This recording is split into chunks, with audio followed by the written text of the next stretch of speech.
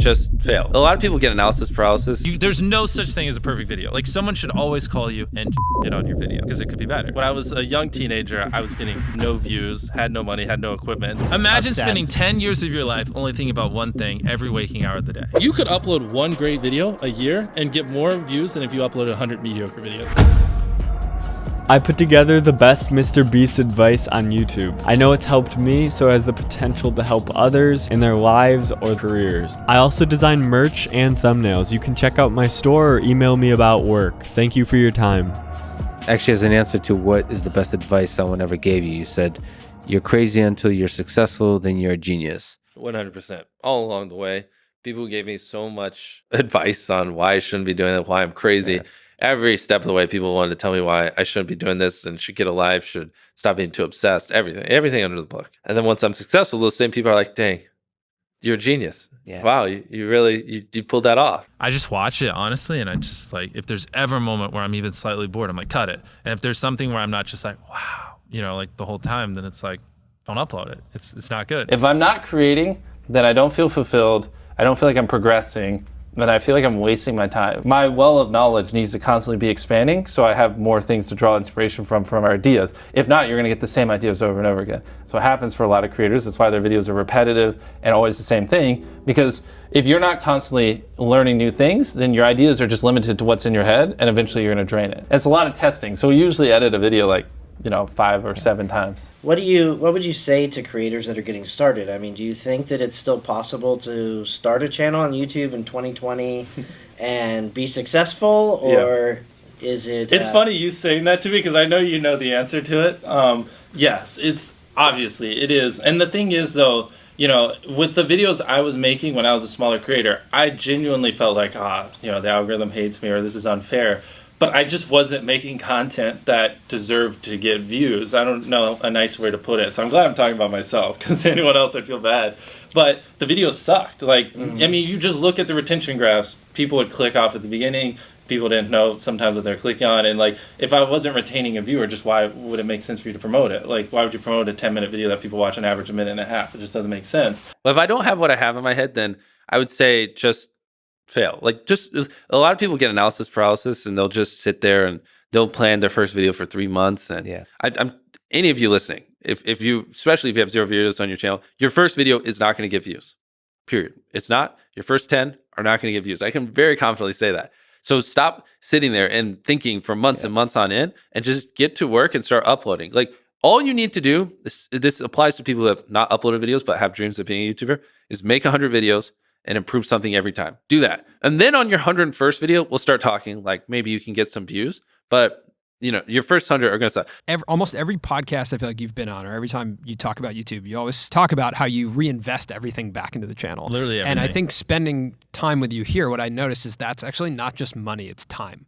Yeah. You also reinvest all of your time. You gotta live and breathe it. Yeah, you invest all of your time into it. And I think that's something that is beneficial of being where you are, is that you have that ability. And then also, the concept of hiring is just so that you have more time to invest. Exactly. I think I just had the blessing of finding what I loved at a young age. So because to get to this level, it takes, a decade. Most people don't find what they love till their young 20s. So they'd be where I'm at in their 30s. Yeah. I just lucked out and found it when I was really young. I mean, people can make excuses all they want and say it's just luck, or say, it is a teachable skill. It's a learnable skill. You can study your way to consistently make viral videos, no matter how small your channel is, even if you have 0 subscribers.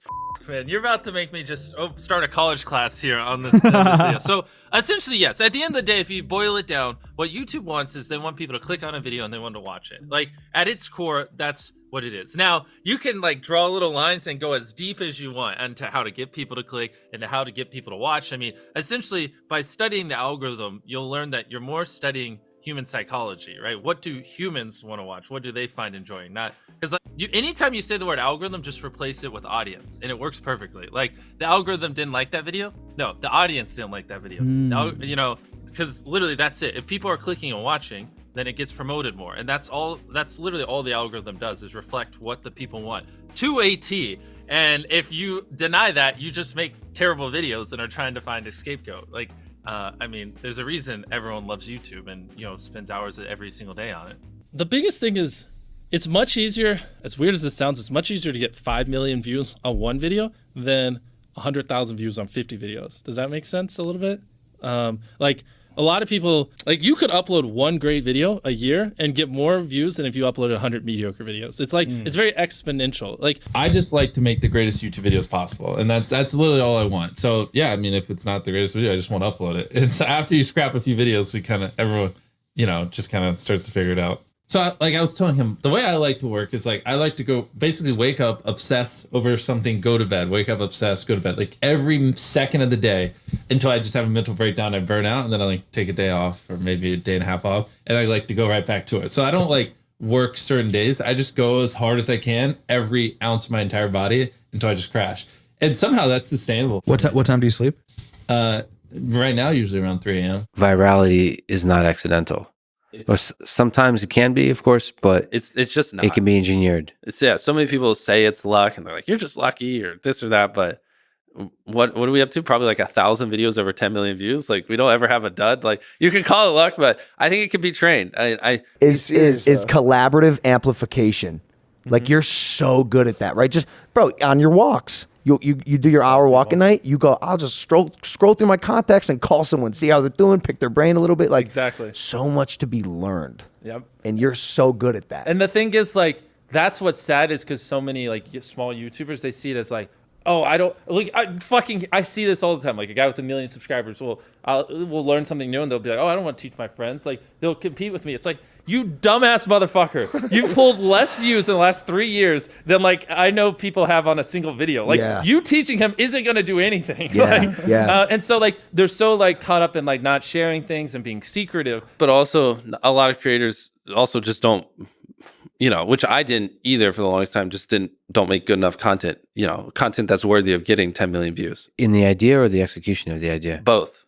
I mean, like think about how many people just make videos, they film them in under 20 minutes and they don't really put any effort into it. And my first 500 videos didn't deserve to get 1 million views. Like there's a reason they didn't. They're terrible, you know what I mean? But at the time I thought they did, right? And I'm in the mindset of a lot of small YouTubers where I thought those videos deserved 1 million views and I thought the algorithm hated me. But I watch them back now and I can tell you exactly why. The videos are just fucking horrible. You know what I mean? Yeah. And like the thing people undervalue the most is literally the first 10 seconds of the video. Like I think I can quote it. I tied up an FBI agent and I have $100,000 in this bag. Here's a knife. Good luck. And I just run away. Like it gives you everything you need. No wasted words, short and concise, and then tension. To do well on YouTube, you just need people to click your videos and watch them. That's literally all YouTube wants. And so if you get people to click your video 10% more and watch your video 10% longer than mine, you don't get 10% more views. You get like 4 times the views, right? So you have to think like an exponential, right? Like a 10% better video is 4 times the views, not 10% more views. Right. And so like once you understand that and you like funnel your energy better, it makes a big difference. So it's usually like just like don't make your video shit. Put in effort, you know, like put in way more effort, like really hyper obsess over these videos, like triple the amount of time you're putting into that video. Because you're not going to get triple the views, you're going to get 10x the views. And like, how much time do you spend on those openings? I'm a perfectionist. It's so important. Like that's your first impression for everyone clicking on the video. So like I like the whole time leading up to that, I'm just constantly obsessed with mostly the first minute, just like making sure like if I were to click on this video, I would like the first minute and that it would hook me. You know what I mean? And when I first started, I got 100,000 subscribers with an iPhone. And this is an iPhone 5 that recorded in 30 FPS, terrible quality. So as you guys know, like equipment's never an excuse because like people were constantly roasting me for the quality when I first blew up. I was like, I don't have money, I don't know what to do. But then, you know, I just reinvested every dollar I made, and over like the last, 8 years, just slowly grew into whatever I do now. Well, so what was the breakthrough for you to start realizing, to start having a self-awareness, about these videos aren't good enough? You're probably still going through that. You're probably still growing to see. Every 6 months, you should look back and hate your videos, or at least see things you could improve and be like, oh, I could have done this better, that better. If not, then you're not learning quick enough, in my opinion, at least. But so when you're doing these videos and do you ever have one that you do it and it just doesn't live up to what your expectations were? All the time. Now I know you're about to ask me, so let me think of some. Yeah, probably like back in the day, like 1 out of every 4 videos we filmed just never got uploaded because they were just not Really? good. Yeah, because especially when I was like 19 and 20, like I had no idea, right? You know, like I'd come up with an idea, let's climb a building with plungers, right? Right. And then, you know, you can't do it, all right? So Right. that's an example of one that failed. So like imagine one where you have like 3 friends, and like when friend number 1 learns something, he teaches the other 2, and friend number 3 fucks up on a video and he teaches you guys, and you're all coming up together. Yep. Whereas if you're separate, you have to fuck up every single time. You know, so like if you each make 100 fuck ups, you could be like 300 fuck ups deep and learning. Yep. But if you're separate, you're only 100 deep. It's just like if you wake up and every day you obsess over something and you live and breathe it, and that's what you think about, that's what you do, that's what you study on and off, that's what you stay up every night grinding, and no one else even gives a flying about it. It's like you just feel like a weirdo, you know, like an outcast. And I was also like just dumb. Back then I didn't realize, oh, well, I just need to find different people. I thought like, oh, my whole life I'll just never enjoy talking to people. Yeah. And then I met other YouTubers, and then I started talking to them like 10 hours a day. And I was like, then that's when the channel really started taking off. How often are you asking for help? Because I realize Every this, day. when you open the door to me for like hey, let's just like bounce things off. I definitely like took advantage of that, which I want. Like I don't Exactly. I don't Rule ask number for 1 help. is you got to give more, or give at least what you take. And if you do that, people will always teach you stuff. Say that one more time. You got to give at least what you take from someone. Which, in the YouTube space, is pretty easy for me because I can just teach people anything. And then I just hope to learn one thing from them. So after just grinding year after year, there's probably some blur between when I was 17, 18, 19, somewhere in there. It just started to get a little bit of views. You know what I mean? So are you're just constantly asking questions All the time. Really? That's the only way you can ever stay on top, is if you're constantly learning. If you're always learning, reinvesting every dollar, and basically working 10, 12 hours a day, like I just don't see a world where someone can compete with you. I just remember like making videos, and I remember being like, dang, like everyone's telling me like, you're stupid, you know, you're very awkward, like, you know, why would you make it? There's millions of people trying. And I just remember being like, I don't know, I just like it. I'm gonna do this or I'm gonna die trying, kind of thing. 'Cause also I was a big pussy back then. Well, when I was a young teenager, I was getting no views, had no money, had no equipment. And so for the most part, it was just like, I was just trying to scrounge money so I could buy equipment, because I was using my brother's old laptop. And so like my first couple hundred videos, I didn't have a microphone. Like imagine just like crackly, terrible voice. And so once I got monetized, I saved up for a few months. Like I told you, I bought a microphone. I can just give you a mile high history. And I saved up for like 6 months. I mean, I was just doing video game videos, and they were terrible. But I saved up. I got a real computer. So now I could actually record the video game in high quality. I have a microphone. I'm like 15. And I just kept going and going. For the last like 8 or 9 years, like every dollar I've made, I just spent it the next month on content. And I just did that every single month. And it just kept getting bigger and bigger. And here we are. YouTube's trying to serve people the best content possible, right? They don't want to serve you 100 lame videos. They just want to serve you one good one. So it makes sense logically. Like he's always had great thumbnails, but he wasn't the best at making good videos, which is, those are the easiest people to mentor. They can get people to click, but they can't get people to stick around. So then I've obsessed over how to make good videos. So now I just teach them how to make a video good, and then boom, the channel just goes skyrockets. But how do you have time to mentor people with all the things on your plate? I find it fun. For me, it's kind of like therapeutic to go on a walk, call someone, and then just roast their channel. Is that what you do? You roast their channel? Well, like not meanly, but it's just like, yeah, like just honestly. Yeah, I'm like, I can tell you were a little lazy here. Like you could have put a little bit more effort. The hook was a little weak. Like, you know, like Wow. why didn't you do this, or the payoff or whatever? The biggest thing is obviously a clickable thumbnail and title, interesting stuff, yada yada. But is it something that people will genuinely want to watch? And this might be a little tangent, but one thing is, a lot of creators think click-through rate is just like the title and thumbnail and did they click it, but a lot of it too is, did they enjoy your last video? You know what I mean? Like, because if someone watches a video of yours and they loved it, you can bet the next time you're recommended, their chance of clicking is a lot higher, you know? So it's like, is it something that can be entertaining for a long time? Is it something that if they watch this next time, they see a video of mine, will they be excited? Like, I loved that last one, so I want to watch the next one. Like those two type of things. And then obviously, is it just interesting and clickable?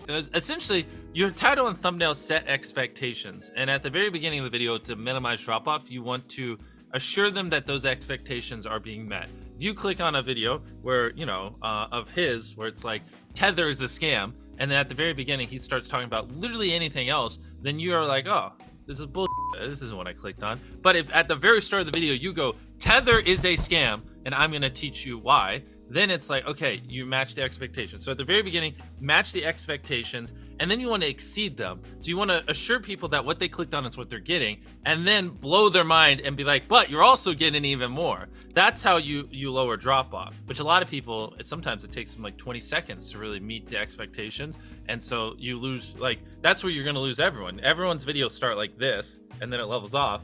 So you want to reduce the amount of people that click off on the audience retention graph. I hope you're popping up graphs while I'm saying this, so it's easier for people to visualize. But so then once you get it to level off, it's just how do you keep it level until the end of the video? And that's where you want to have, basically want to remove every dull moment. You probably want to find the 10 most critical people you know, make them watch the video and just roast it. You basically pay people to watch the videos on frame and then just have them record it. And I love just seeing like when they pick up their phones and when they get bored and like, certain things, like if I just talk to a camera for 10 seconds without a cut, like a lot of people will just like get bored or they'll lose interest. So like having a B cam and a C cam, and just, you can just talk for 10 seconds, but 3 seconds in cutting to a B cam and then a C cam, like now it's more interesting, even though it's essentially the same thing and not that crazy. But you want to have good pacing. Typically having a payoff at the end keeps them, right? Last leave circle wins 10 grand. If there is a low moment halfway through, you're going to watch to the end because you want to see who wins the 10 grand. So having a good payoff at the end. How many hours do you work in a day?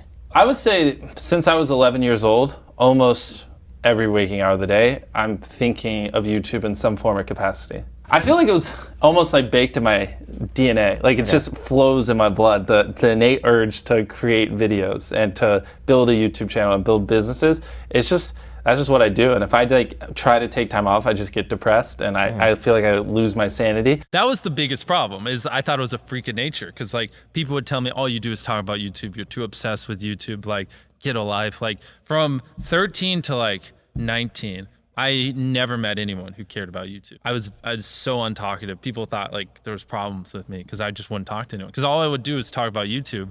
And after a while, like you realize like no one cares. And then when I was 19 and I had like 10,000 subscribers, maybe it was like 18. And that's when I started meeting a few other YouTubers online. And I realized like, I'm not a freak. I'm just like obsessed with YouTube, and that's okay. You just got to find other people that are like that. If I spend, me and my team spend like 10 times more time than everyone else brainstorming ideas, which we probably at this point spend 100 times more time than everyone else, we spend $500,000 to $1 million a video, whereas normal people are spending like 1,000 or 10,000 is an expensive video now. And we just, sometimes we're filming for 3 or 4 days, like 10 hours a day, 30, 40 hours of filming plus months of setup, whereas most creators probably film for a couple hours and set up for a day. I think for us, by always doing all those things, it just distinctively sets it so far apart that it's basically, in my head, it's like, why would you not watch it? You know what I mean? But for the average person like us, who don't have these exceptional personalities and, backgrounds in filmmaking, just make 100 videos, improve something each time, and then talk to me on your 101st video. How do you improve something each time? The second one, just, put more effort into the script. The third one, try to learn a new editing trick. The fourth one, try to figure out a way that you can have better inflections in your voice. The fifth one, try to, study a new thumbnail tip and implement it. The sixth one, try to figure out a new title. There's infinite ways. That's the beauty of content creation online. There's literally infinite ways, from the coloring to the frame rate, to the editing, to the filming, to the production, to the jokes, to the pacing, to every little thing can be improved, and they can never not be improved. There's literally no such thing as a perfect video. And the thing is, like, as long as you're reinvesting everything and you're constantly innovating and adapting, it's pretty hard to fall off if you're like putting in the effort and stuff. Easy like for that. you to say, dude. All you do is put in the effort. You're a workhorse. And even when you're not working, like you started taking those like therapeutic late night walks. Yeah, I call him all the time. I get like 1 out of 10 times the answers. Like you can elevate your content by being more creative, spending more money, putting in more effort. And there's like all these different things. And so like one of those just has to be going up, not all of them, each video. And if you do it that way and strategic, it's easy to constantly innovate. You're extremely diversified. And the type of content, yeah, exactly, because that's the thing. Like, well, it's not even just in content, bro. Like you have so many different businesses. Yes, let's talk about that shit. Well, let's say you lose money in a video, you're like, well, Mr. Burgers is popping off this week. Yes, weirdly enough, the best thing for my mental health was giving into my innate nature to work. And the most depressed I get is when I try to restrict it and like I don't work weekends or I don't work this day. What's best for me is just to work when I feel like working and then just not work when I don't, like, and just have no constraints, because there are just some nights where I don't want to sleep, and for whatever reason I feel compelled to go all night, and I just give into it, and I feel that's where I feel the happiest. And then it's typically like, and when I'm really in the grind mode, it'll be like 7 or 8 days, just nonstop going, and then it's like I'll realize like, oh, I need some recharge time, and then go fucking binge a season of anime. Again, the thing is, everyone has different priorities. If you want to make a few $100,000 a year and just, coast or whatever, like, not everyone has ambition and stuff like that. But if you really do want to be the best you can possibly be the biggest YouTuber, you should look at hiring as a way to free up your time so you can do more important things, and even then, and hyper optimize every little minute. And anything that isn't work, you should outsource to someone else so you can recharge, so you can work again. You know what I mean? Up until 18, I had been doing YouTube pretty religiously, but I was making no money. Like, this is kind of the turning point, was when I graduated from high school. And my whole life, I was like, I want to be making enough money by the time I graduated to do this full time. And I wasn't. I was still only making a couple $100 a month. So I graduated high school, and my mom was like, either move out or go to a community college. And I didn't have enough money to move out, but I hated school with a passion. But she forced me to go to community college, and that was the worst thing ever. Like, that made me hate life, like borderline suicidal. I just can't stand like having to just sit there and listen to this dumb stuff and listen to some teacher read out a book. So what I did was, I would act like I was going to community college, but I would just work on videos in my car and edit and stuff like that. I had straight zeros. And so now the clock had started, because once my mom found out, I was screwed. Yeah. And so I would act like I was going to college that whole time, but I wasn't. And I didn't have enough money to move out. And that was kind of when I was just like 15 hours a day, all in. I was like, I'm fucked if this doesn't work. And I had some videos pop off. I couldn't tell you which ones, but I had a month where I made 20 grand because I just had some videos just do really, really well.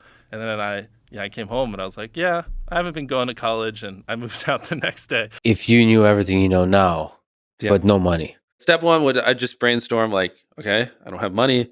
What are some viral things? Like, I mean, the first thing that comes to my mind is something as simple as when I counted to 100,000, which is what I did do when I was poor. And like that worked. But like, what's something like that I could do that would be even more attention grabbing? Yeah, you were, as part of the brainstorm, you would throw out a lot of ideas, and people throw out a bunch of ideas. And one of the questions is this even doable? Right? Yeah.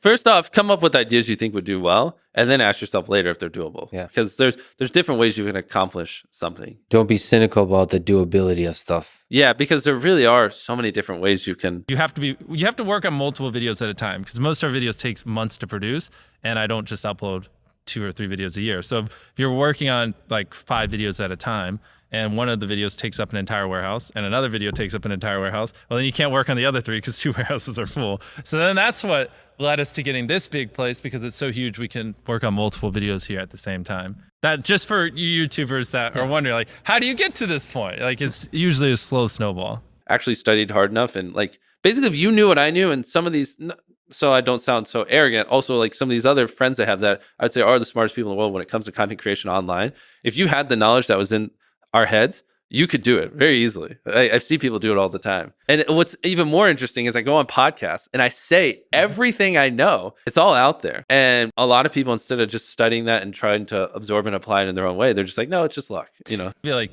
2 or 3 people that would comment on each. And back then, which I think small YouTubers should do, is I would reply to every single comment. And so I think a few people caught on that I would always reply. And so some people would just be like, I wonder how long it'll take for him to reply. And like, so that was a lot of my comments when I was smaller, but at least it kept him coming back. Apparently, if you make a pee joke, it will drop your attention by around 5%. No pee jokes, that's just a no-go. No matter how funny it is. I mean, I think it's funny, but doesn't matter. It's just a no-go. Like, you can't do that. It's just, no.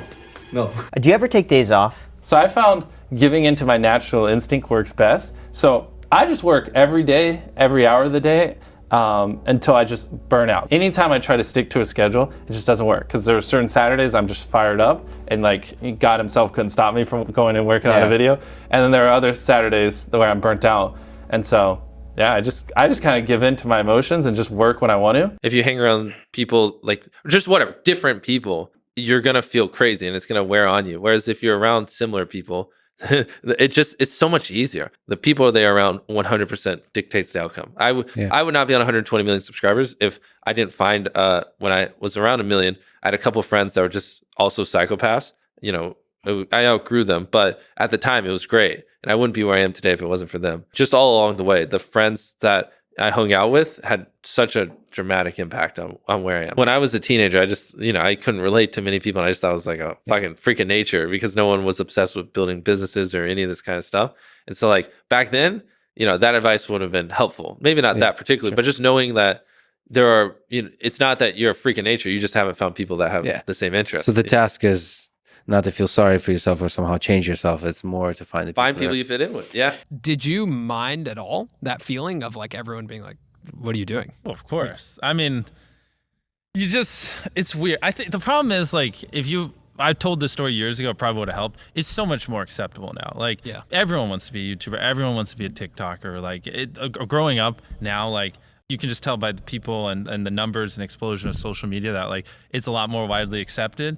And also it might also be where I grew up in North Carolina. It's different than LA. But back then, like it really just was a strange thing. You know what I mean? To like want to dedicate your life to being a YouTuber and being that obsessed. Only less than 10% of the world speaks English. So 90% of the world can't even enjoy your content. And when I realized that, I was like, wait a minute. 90% of the world can't even watch this stuff. I purposely have a really like dumbed down lifestyle. So because it gives you freedom. Like, most people can't reinvest in a business because when they get to this level, they're worried about their $10 million mansion. They're like 4 or 5 cars and insurance and keeping up with that. And then like their second home and all these other things. I just cut it all out. I have no like personal debt or things, that I have to pay for. So I can just go all in on the business because it's like, it doesn't even matter. You know what I mean? Imagine a world where it's just you working solo and you work 12 hours a day every day for like a year. And you're just grinding, you make a mistake, you learn from it, you grind, you make a mistake, you learn from it, and you do that for like a year. And then imagine a different world where you have 4 friends who are also equally grinding in something similar. Friend number 1 makes a mistake on Friday. He teaches the other 4 people. Friend number 2 makes a mistake the next week, teaches everyone. And then like you're all learning from each other's mistakes. You're all constantly studying 24/7 and downloading each other. Like after a year, you're like 2 years ahead of the guy who was just solo. It really does make a difference, especially like my friend group when I was like, I met a bunch of people when I had 10,000 subscribers and we all like, we agreed not to drink. We didn't do drugs. Like we didn't date. We didn't do anything. We just literally obsessed from the time we woke up to the time we went to bed. That's literally all we did. It's wild. Like, what piece of advice do you find yourself repeating over and over to creators and they're just not getting it? Oh boy, a lot. So here's a fun story. I mentored this one guy just for fun. I started, he was a friend, medium-sized YouTuber. He was doing like, I think he was doing 20,000. Like 10th a month in revenue, like 10,000 on one channel and like 8,000 a month on another channel. And this month he actually just had his highest revenue month ever. He did $400,000 in revenue. And just by like listening to what I taught him. I know we were able to like 20x his revenue. And that was just like with me just once a week, just telling him he was an idiot and what to do. And I do that for a lot of people. I just counsel people for fun and help them blow up their channels. A lot of times people, oh boy, it's like they think their videos are better than they are, honestly. And tell them, Jimmy, tell them. I mean, they do. And you have to that, and they have horrible friend groups because you really are like the type of YouTubers you hang around. And so like a lot of times I'm just like, what you're saying is wrong. Who told you this? They're like, oh, this guy. And it's like, well, they're wrong. It's not true. And so it's getting people with the right YouTuber friend group that aren't pussies and will actually tell them when their content's bad and like actually roast it and help them get better in a nice positive way. And then usually it's hiring an editor, honestly uploading less videos and just making them better. It's much easier to get 5 million views on one video than 50,000 views on 100 videos. It takes way less effort to get 5 million views on one video. So it's like applying a lot of these principles like that, and also getting it where it's content that they enjoy. A lot of people aren't willing to put in 10 hours days because they don't like what they're doing. So it's finding what they enjoy, because it is like a long grind. Like you're doing this for years, not months. So if you don't enjoy it, then you're gonna burn out. And that's usually the first thing, is like figuring out like what are the things you're currently doing that you don't want to do, and like let's figure out a way to get someone else to do it in the next 5 months so you actually get out of bed excited. Accomplish a goal. There are so many different ways you can achieve what you want. You really got to push through no's, which not a lot of people do. You have to have like a more of a dominant personality and just a willingness to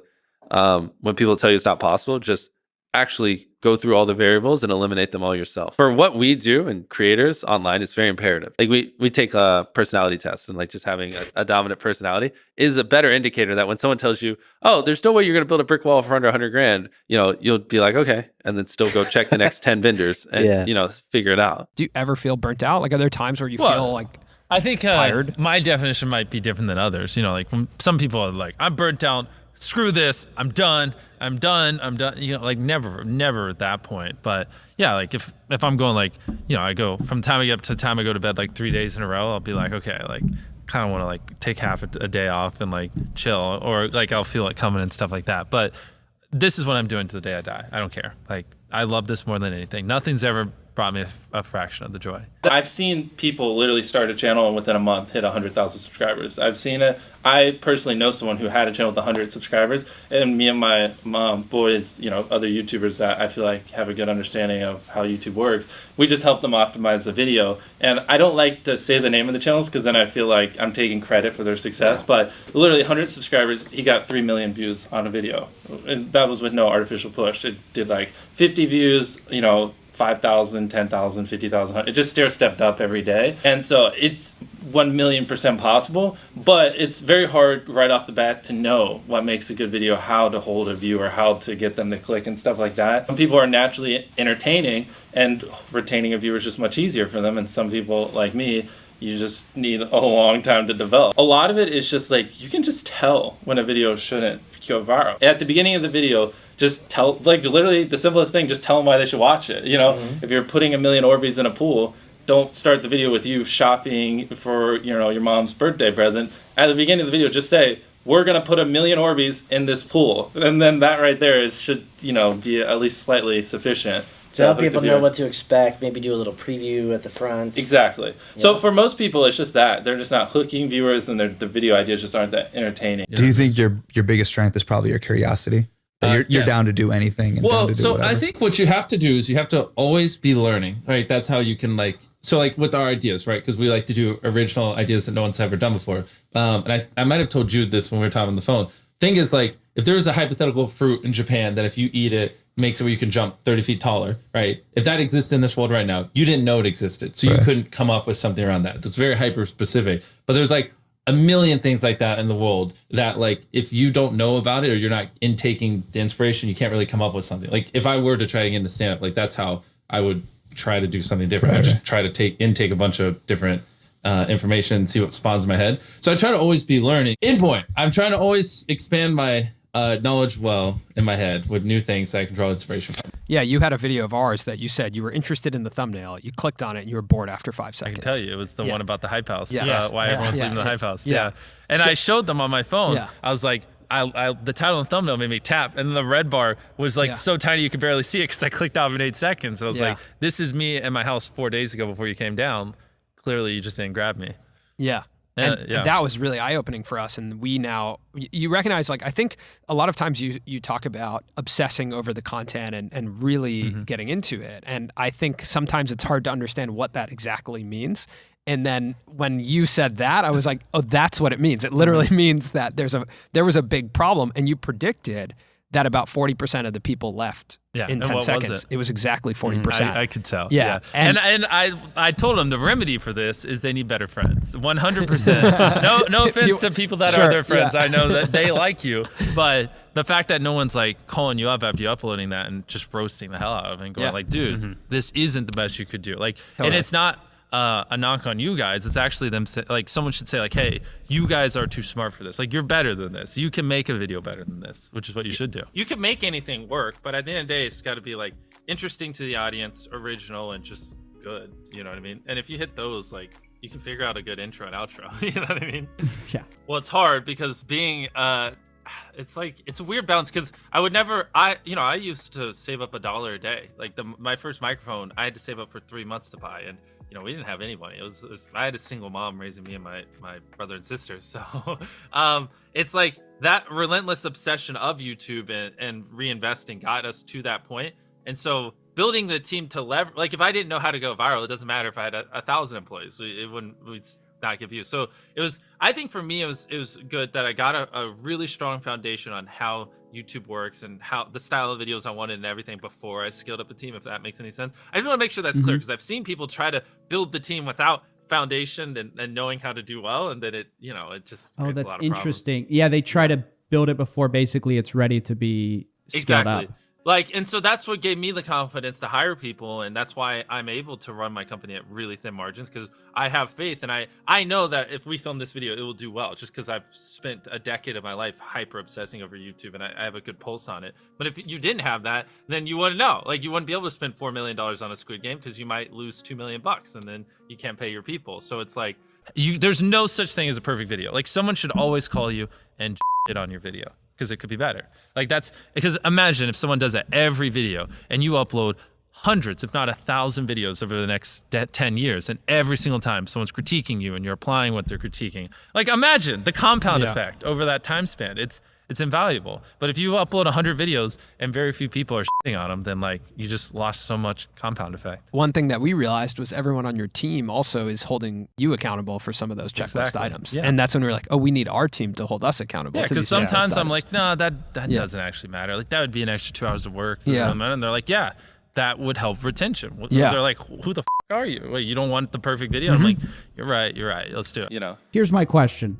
If we took your brain right now and put it into a guy with no money and no subscribers, so you can't give away money, you can't make $1 million giveaway video, how long would it take you to get to 1 million subscribers? probably 3 months, maybe 4. From 0, easily 3 or 4 months. Like, if that's all that guy was doing, I mean, like, let me think. I would probably just walk across America. That would get me on the map, and then just do some other, some other $0 extreme challenges. Get some attention. Take that money. I don't know. Maybe make a line of paper clips. I think those are cheap, and stretch it across the state or something. And then I know something. Then I'd try to swim from like Europe to Africa. That'd be a cool stunt or something. I've thought about this before. That would pop off. Dude, a thumbnail of me just swimming in the middle of the ocean. Like, I don't want to do it now because they're easier stuff, but I would do it. Like, straight to Gibraltar, it's like 4 miles or something. You could swim no big that. deal. Yeah, but then imagine a title. I swam from Europe to Africa. Like, that would pop off. Or I swam across the ocean or something. I mean, yeah, easily. Like, I could figure out a blueprint, and then I would just suffer for 4 months, and then I'd have 1 million subscribers. So typically, if you're doing a longer video, you should introduce like a side story, and like you should have some plan halfway through, like to re-engage them so they don't just get bored. You know what I mean? Like, if I just said, like, if I hand you a camera and I had a camera, it's like, okay, if he tags me, he gets 100 grand, and then I just run, and that's it. It's just me running through the woods and him just running through the woods after me. You can't make a 15-minute video out of it. You know what I mean? I mean, you could probably paint a bowling ball and people would find it entertaining. Like, there's an audience for everything. You got a good personality, you're passionate, and like, you present it in a way where it's entertaining. Like, do you have a lot of guys that are trying to copy the format that you've put together? Yeah, the thing is, it doesn't matter. It doesn't really affect me. I don't like to waste energy worrying about that type of stuff. At the end of the day, it's like, it doesn't hurt me, so go for it. It actually probably helps you. Yeah, exactly. Because everyone gets compared to Mr. Beast. Yeah, like a lot of YouTubers get like triggered when other people quote unquote take their ideas or whatever. But do they though? They really do. I mean, that's like all the time. Like, someone will do something like, and it's funny. It's usually like people who copy tons of other YouTubers, and they do one thing original, and then some other people take it and they just throw a hissy fit. Okay, well, yeah. I like pushing myself, and I see it as a sport, and like going hard in business and building them, even though it's stressful and it's very difficult. And like sometimes I'm like, you have a mental breakdown. You're like, why am I doing this? Why did I push myself so hard? But then when you're not doing it, you're just depressed. So it's like a weird system, a weird situation, but I love it. But sometimes I don't. You have, like, as YouTubers, especially people who build side businesses and have side channels, there's like 50 things that need to be done. And if you split your time amongst it, they're all only getting a few percentage of your time. So like, someone should be able to do that job better than you because they're giving it 100% of their time. And that's like the OP part about hiring people. Where's the source of that learning even for you now? It's just look at I just got back from I just got back from a mastermind where I just got like 10 of the smartest people I knew, and we just locked ourselves in a cabin and taught each other stuff constantly every day. Not every day now, probably every other day. I go on a walk and I just call random people. I'll just say, teach me something. You just have to have a never-ending thirst for learning. Like, that's very imperative, especially if you want to get on top and then stay on top. The only way to do it is just to constantly be learning. Or someone who is learning is just gonna have a leg up on you in the knowledge game. Like my teenage years were spent studying virality and studying content creation. Now I'm studying how to build a content company so I can actually produce the crazy ideas I want to produce, if that makes any sense. Anything we make off Reacts, I put in the main channel, which is how we kind of got here, because I got to the point where the main channel would make hypothetically a few $1 million, and I'd spend a few $1 million a month. And I was like, well, how can I get more money to burn? And so then we started gaming. And then gaming started making money, and I just take that money and the next month throw it on the main channel. And I was like, oh, this is working well. And then we started React, so now we just take a few $100,000 a month from that, and we just throw it on the main channel. And I'm just like, these things exist just to pump money into the main channel. What's your biggest insecurity? Like our videos are very fast paced. And so sometimes you do have to give up a little bit of the story in order to keep the videos moving. Of anything, it would be that. Like a lot of people think the only reason we get views is because I just throw money at it, and they don't realize that, we spent a decade just studying what does well, studying, figuring out our own style, figuring out our own way to do things. And the amount of hours I put into like just expanding the inspiration in my brain just so I can come up with original ideas, and the months on months we spend building the sets and working on it, and the weeks we spend editing and all this. And then, they're just like, oh, he just spent money. That's it. There's nothing special. You know what I mean? What I found is you heard the dictionary story. I work well off of inspiration. And so I found it'd be better just to kind of have people come up with ideas roughly and then I ingest them. Because, dude, half those ideas aren't good and I wouldn't film. But then when I read them, it inspires me. And I'm like, no, first to finish race wins $100,000. Like, that's too simple. But first person to climb a mountain wins $100,000. It's good. And so I like when people just give me inspiration and then I just... What makes one good and the other bad? I think running a race is like, people have done that. It's like generic, it's whatever. But like first to climb a mountain and like a thumbnail of someone climbing the side of a mountain and the thought of someone climbing a mountain is extreme. Like that's adrenaline, it's interesting. Like to me, climbing a mountain is more interesting than running a marathon. Only watch things that like inspired me, so I would like try to watch a different show or different things or different genres for inspiration. And I had what I would call like an info diet, and I would always like try to add new things. So I was so obsessed with how to, because really like if I tell you to come up with an idea, you're just gonna whatever, you're gonna be like Gatorade or water or whatever. With all this data, your brain is sort of a tuned algorithm itself of like, evaluating. I think it's so interesting watching you evaluate like titles. Like what you're saying is like, I like bananas. And what you need is bananas are the best goddamn food on the planet. Like that's the type of opinion you need. Like you need something like how to get 100 million views on YouTube, or not even that. That's not strong enough. You need something that makes people go, what the fuck? And like click, you know what I mean? Yeah. Dude, I want to click whatever video you're selling me right now, dude. Yes, that video. That's what I want to watch. Yeah, but that's hyper specific to you. But you see what I'm saying? It needs to be extreme. It needs to like how to go viral. That's not going to cause someone to go, damn, if I don't click that, I'm not going to be able to sleep at night. You need something that legit will have people be like, what the did he say in that video? What the I need to know. You good at school? No, horrible. Really? God awful. Wow. Okay. Yeah, that was like, I mean, I would act like I was studying, but I was filming videos. My entire high school career never brought my book bag home or anything. I would just like throw it under like the bleachers, and then in the morning I'd just grab it. Your first video was what? You were like 12, right? Yeah. Oh, actually, I started making when I was 11. I don't know. We'd probably spend like 20, 30 times longer thinking of ideas than other people. We probably film like 10 times more than other people. We probably spend 100 times for a video more than other people. So it's like we put in the effort, but I don't know how to say it where it's not arrogant. I just believe in what we're doing. You know what I mean? Back then, like how much do you think you believed when you recorded that video that was actually going to happen? Oh no, I mean those were just different times. I was in the middle of bumfuck nowhere, North Carolina. So it's like everyone, constantly wanted to remind me, you're not going to be a YouTuber. Grow up, be realistic.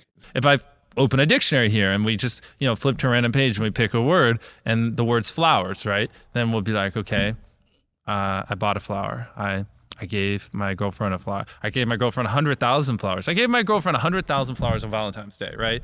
You just go like that. I gave Tariq 100,000 flowers. I put 100,000 flowers in the moon. You do that for a few minutes and then you just flip to a new page and you're like, what's this word? And you just like, that's the slowest form of doing it and the worst way to do it. But that's in taking inspiration, getting inspired and seeing what comes out. And it's really just doing that. And the more effectively you can take in inspiration and see what happens in your brain, the better ideas. See, that's the effect you want. Most people, when they watch, for the YouTubers watching this, when people watch your video, they go, okay, that was good, but like that's enough of you for the day. Like it was all right, right? Whereas what you want is them to go, holy crap, that was crazy. Oh my God, what's that? Holy crap, that was crazy. Oh my God. And they watch 10 videos, not one, and then need like a week break because it was so that they have to recharge. You know what I mean? That's what you're going for. That data can't describe.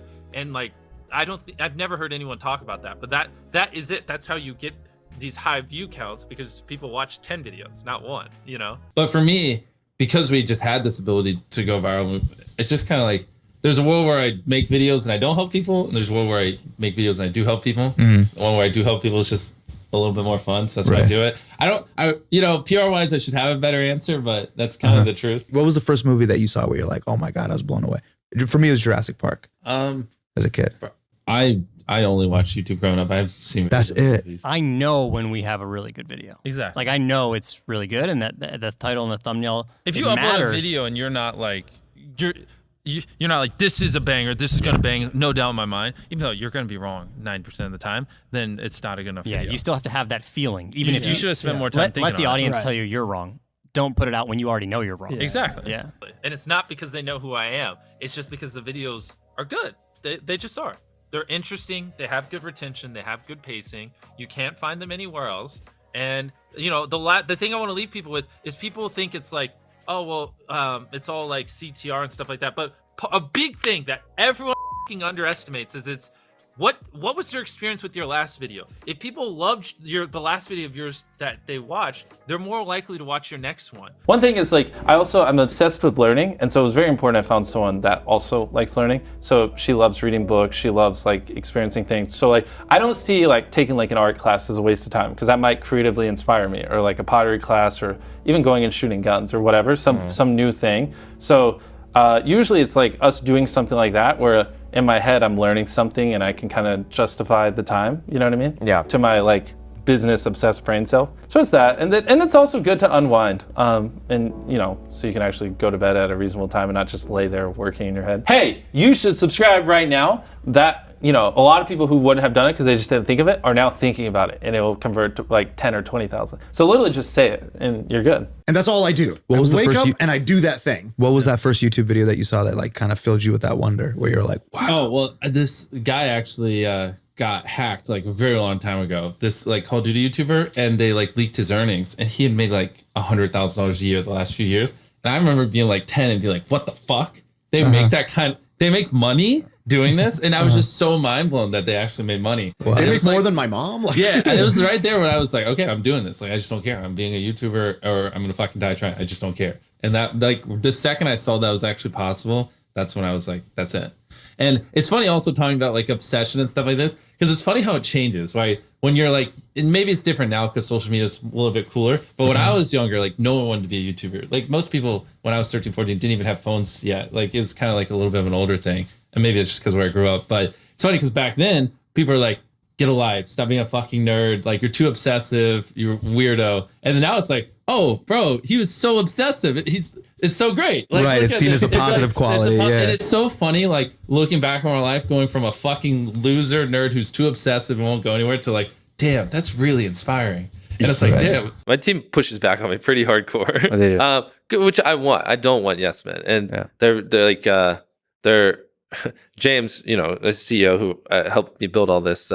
He's very adamant. Like we're not yes men, and he trains people to really think for themselves. And even when I give them orders to like really think, like, is this optimal? Is there context or information Jimmy could be missing that I could provide that could help him make a more updated decision? Like I'm not God, you know what I mean? Like I'm human and I make errors, and so don't take what I say as the Bible. You just really boil it down to the people who are watching. Just think about it. Like what do you think YouTube wants? Like to me, I think YouTube just wants people to click on a video and watch it, right? I mean, that's how they get their ad revenue. That's how they keep viewers happy and stuff like that. I mean, I'm sure comments like stuff like that. But at the end of the day, they want you to click, watch a video, click, watch a video, and just do that as long as possible. So to me, what's important is click-through rate, getting people to click on your video, and then average view duration, average view percentage, or just relative retention, and having them watch it. If people are clicking your video more than they click other videos, and they're watching it longer than they watch other videos, as simplistic as that is, that's like what YouTube wants, and I think that's how you just, you know, be successful. Oh, so wait a minute. We spend the first 18 years of our life trying to fit in. That's how I felt in school. I was trying to fit in all the time. What do people do that's cool? How do I do that thing? Right.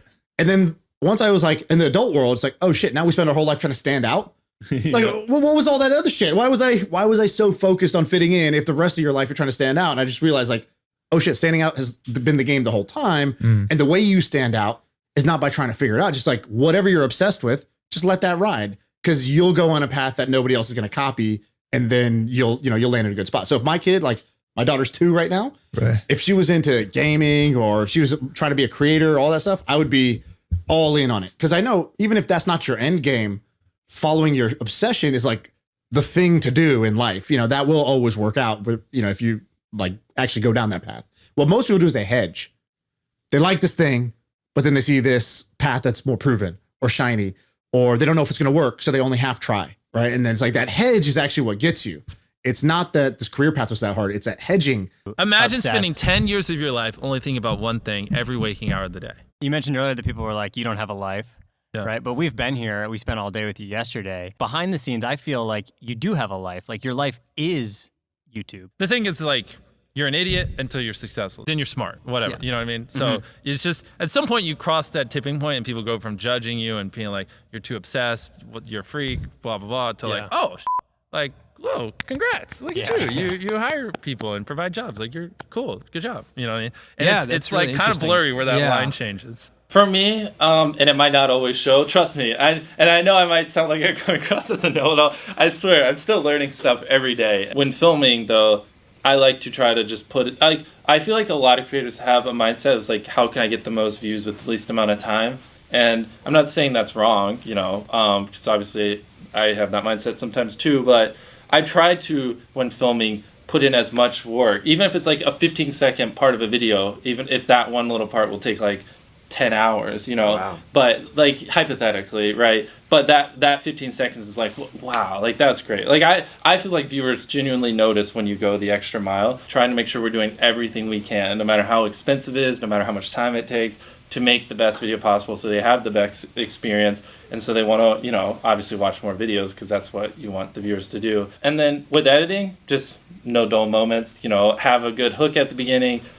Some minor tips I could give is like, you know, if I do a video like Last Leaf Circle wins 10 grand, obviously people are going to watch to the end because they want to see who won the money. So you could apply that to your videos. If somehow you could have a payoff at the end, then, you know, more people are going to watch to the end just to see what happened. With him, what's admirable is like 90% of creators, like if they had that #1 spot in that long, they would have been such egotistical pricks. They like would have changed, and you know, he never wears designer clothes or flexes on people or looks down on people.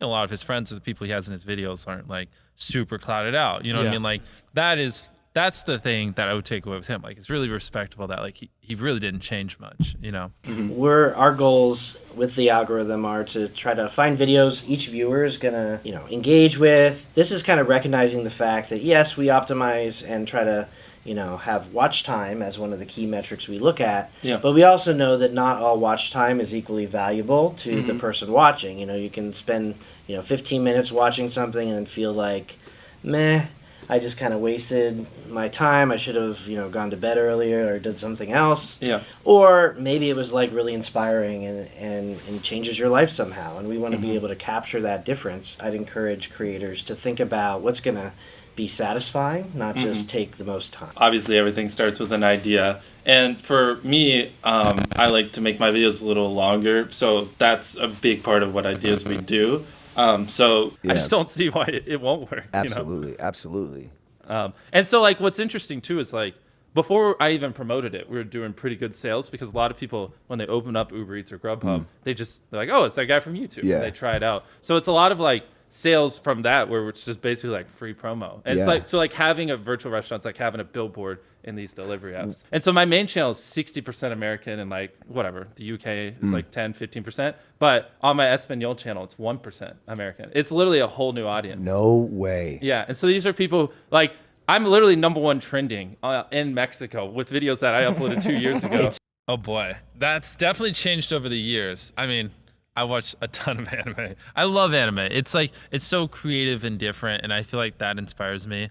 So number one's anime, and then number two is like, I just try to watch a bunch of different stuff, so I'm just always learning, because you know, you can never learn enough. And like, there could be just one simple thing you learn through watching like an educational video that just like changes how you think and like allows you to just make better decisions for the rest of your life. Cut out all dull moments, try not to over explain things. If a camera just sits on me and I'm just talking for 20 seconds, it doesn't hold retention as well as, you know, maybe me talking and other footage popping up. There's things like that. If you just, you know, there's literally in your analytics, and most of you probably know this, audience retention. You can see where people click off. Just literally go through your last 50 videos, write down where everyone clicked off, and then just don't do those things again. Do you see yourself getting out of the space anytime soon? Never. I think YouTube's gonna grow even bigger. Like, of course. Yeah, I mean, like, look at it, like 85% of the phones in the world run on Android, which has YouTube pre-installed, and Google obviously funnels people into YouTube. So I think in 10 years, YouTube's gonna be ginormous, and I just want to be the biggest YouTuber in the world in 10 years. I think YouTube's gonna get bigger and bigger and bigger. It comes installed on every Android device, which is like 85% of all operating systems, and 90% of searches in the West are on Google, which YouTube pops up on. I think, you know, like I've told you guys multiple times, gaming viewership in the last 2 years has doubled. Like, you can throw up the tweet, the reports, like that's factual. In the last 2 years, and 2 years ago, gaming was freaking huge, and it's doubled.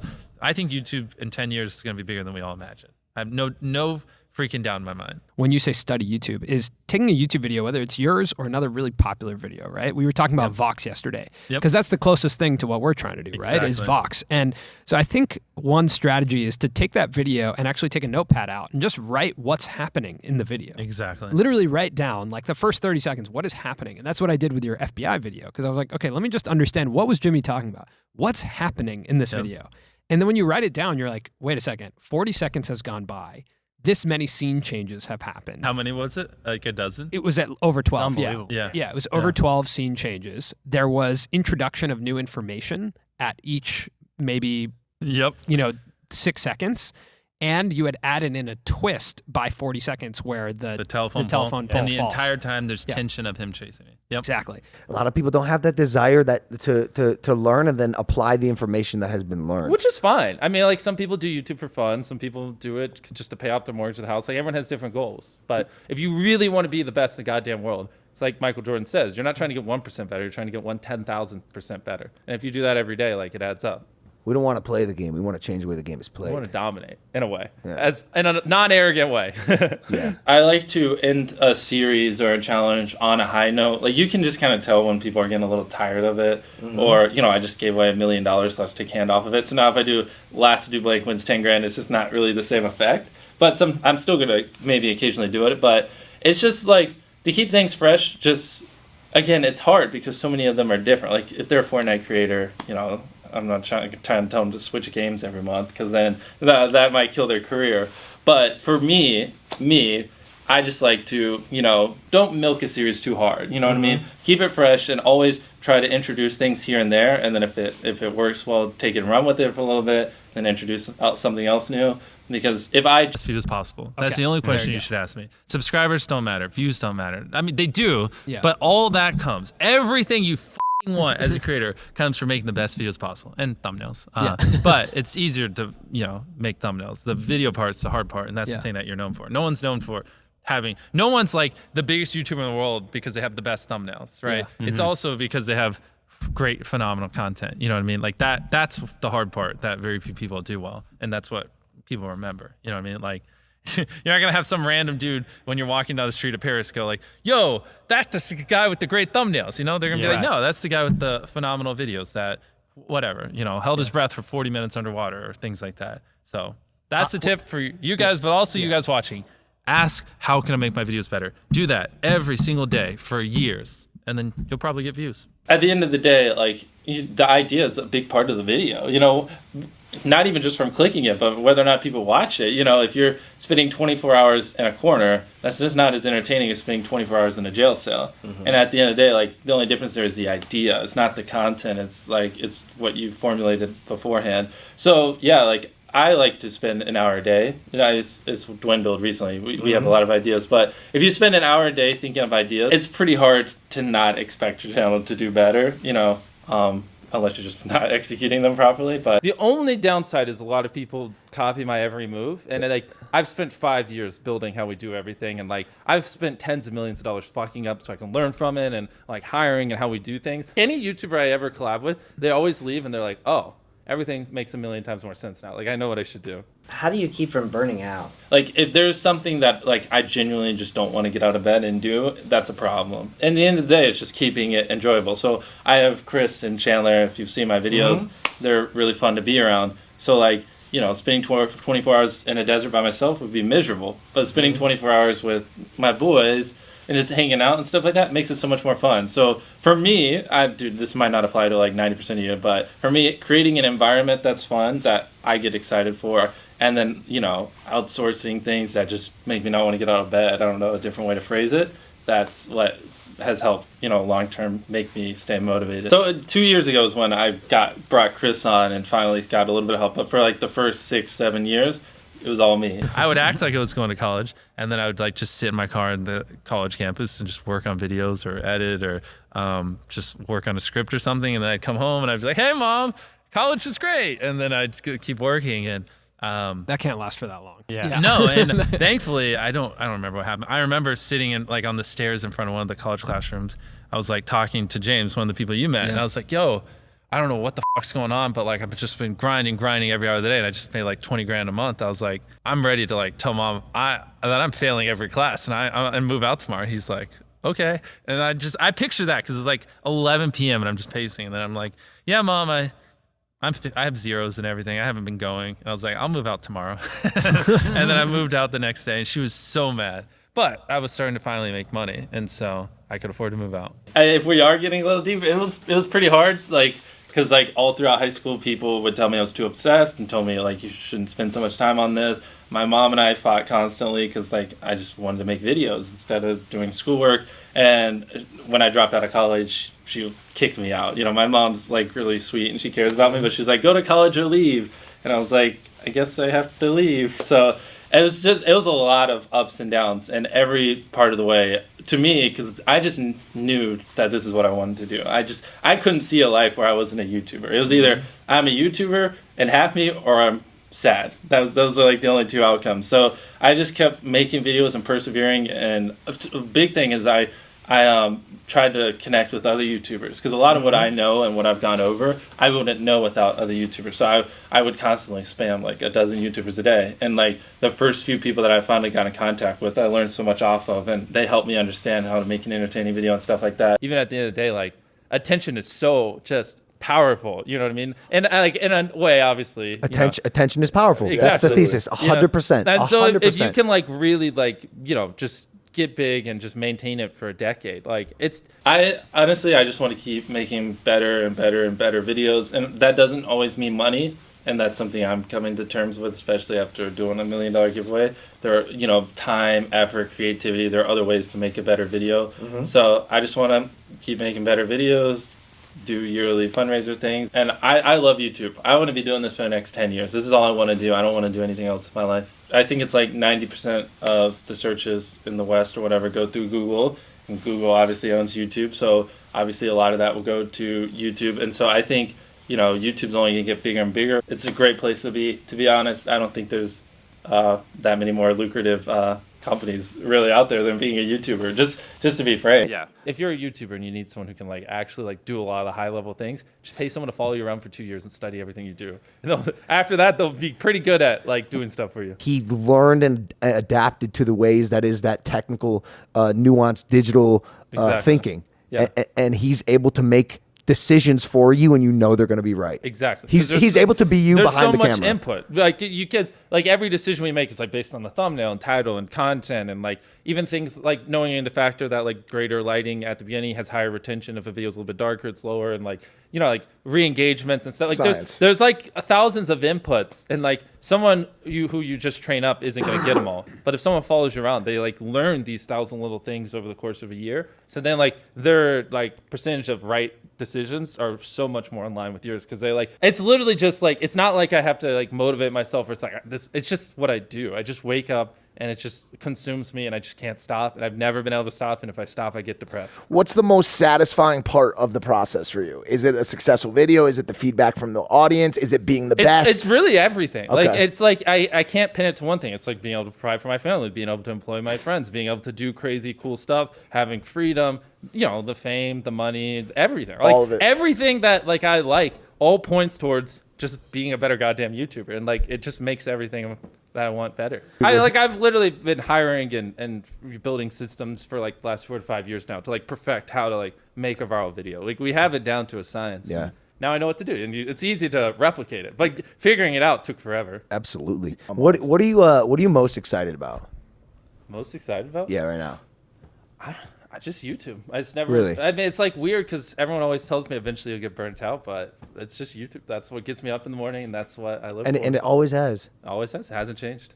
Even when you were just saying the same thing over and over. Yeah, exactly. And Hours. since I was 13, I've been obsessed, and it just won't go away. Bro, this is what. Okay, so I've said this. Like when you were doing those videos, definitely I was like, yo, this guy's this guy's a fucking idiot. No, I was like this guy's interesting. Like, but I'm mad at myself for not knowing that any person that was willing to put themselves through that type of mental distress could literally do whatever they wanted and is probably gonna like make it and figure it out. Yeah.